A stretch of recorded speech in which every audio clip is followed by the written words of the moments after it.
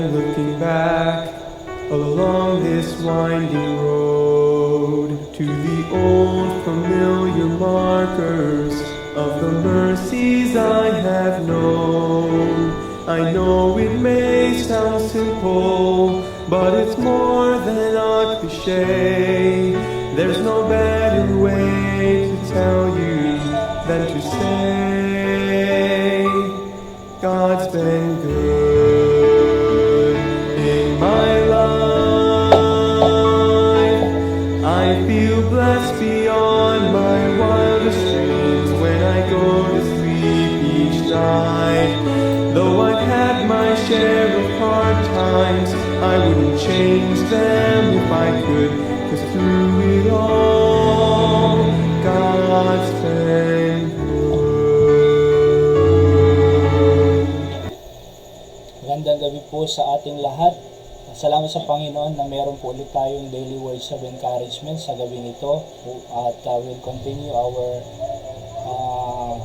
yung pinag-usapan po natin kahapon, karugtong po nito. And before we start, ay manalangin po muna tayo. Dakilang Diyos, salamat po Panginoon sa pagkakataong ito na makakapag-aral kami ng inyong salita.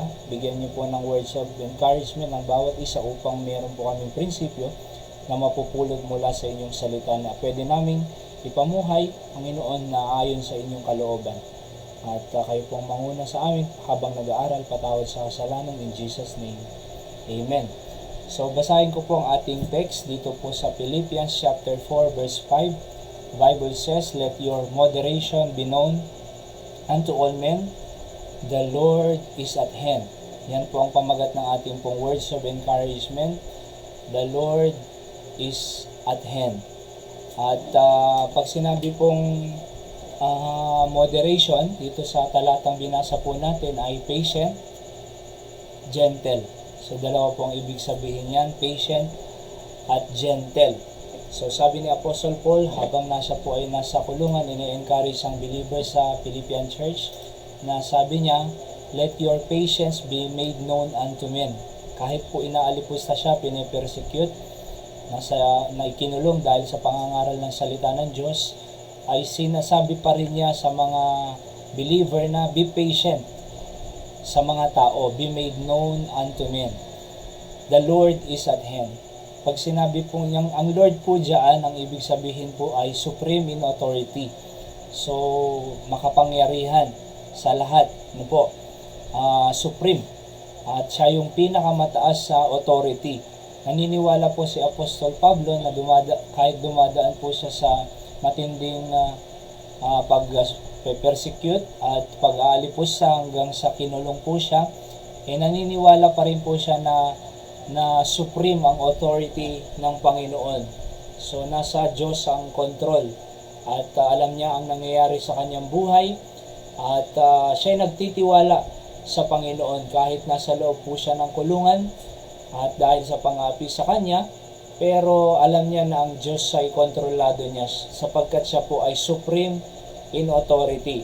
So, nais ko pong sabihin sa bawat isa na kahit ano man ang pinagdadaanan po ng bawat isa na nakikinig sa gabing ito, ay nais kong sabihin po sa inyo na ang Diyos po ay He is supreme in authority, He is in control, at alam niya po ang lahat ng nangyayari, kaya magtiwala lang po tayo sa Kanya, sa Kanyang kalooban, magtiwala lang po tayo sa Kanyang kapangyarihan, at magtiwala lang po tayo sa direction niya, sapagkat naniniwala po ako na sa ikakabuti po natin lahat ng mga bagay na mga nangyayari sa atin kahit seemingly bad. Sabi nga ng Biblia doon sa Romans 8:28 na all things work together for good to them that love God and to them who are the called according to His purpose. So, maaring seemingly bad, unfair, hindi maganda ang trato sa atin, pero sabi ng Biblia ay all things work together for good.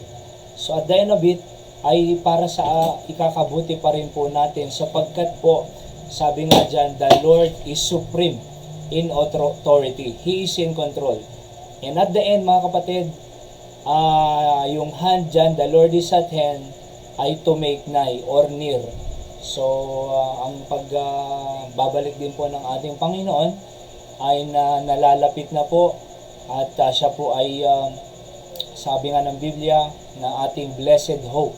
Oho, yung kanyang pagbabalik. So, tandaan natin mga kapatid, ang words of encouragement natin ay sa gabing ito, ano man ang pinagdadaanan po natin sa buhay, be patient about it, maging pasensyado lang po tayo at matiisin sapagkat the Lord is in control. He is supreme in authority.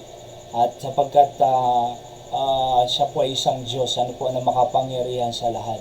At yung kanyang pagbabalik ay malapit na mga kapatid, kaya yun po ang ating blessed hope. So yan po ang ating daily words of encouragement sa gabing ito. Pagpalain po tayo ng ating Panginoon, tayo po ay manalangin. Kilang Diyos, salamat po sa inyong salita, munting devotion sa gabing ito, daily words of encouragement. Naway nakasumpong po kami ng encouragement mula sa inyong salita na ipinangaral ni Apostle Paul, Panginoon. Kahit nasa loob siya ng kulungan, ay sabi niya pa rin na let your moderation be known unto men because the Lord is at hand. Salamat po sa kabutihan niyo sa aming buhay. Pagpalain niyo po ang bawat isa sa amin sa pangalan ni Jesus. Amen. So God bless us all at ang Diyos po ang maluwalhati.